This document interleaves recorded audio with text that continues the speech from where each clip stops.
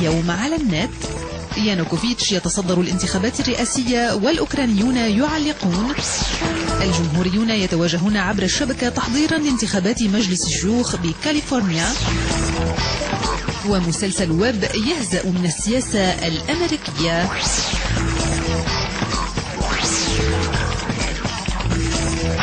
فيكتور يانوكوفيتش يتصدر الانتخابات الرئاسية الأوكرانية. يانوكوفيتش كان انتخب عام 2004 في انتخابات شابتها الخروقات، ثم استبعدته الثورة البرتقالية، هذه الحركة الشعبية التي حملت الموالين لأوروبا إلى السلطة وأعطت الأمل للمواطنين. 5 أعوام مضت والأوكرانيون يعبرون عن خيبة أملهم على الشبكة.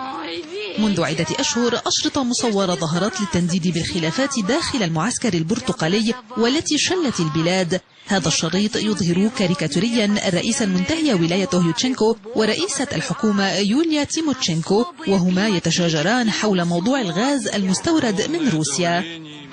وعدم رضا المواطنين عن السياسة تجلى خلال الحملة الرئاسية. هذا الموقع أسس قبل أيام من الدورة الأولى للانتخابات.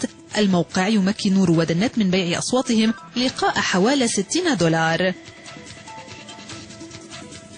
وللتنديد هذه المجموعة المدافعة عن حقوق المرأة تحدت البرد القارس ودفعت ب4 سيدات ناشطات لخلع ملابسهن داخل أحد مراكز الاقتراع للإشارة بالإصبع إلى وضع الديمقراطية في أوكرانيا.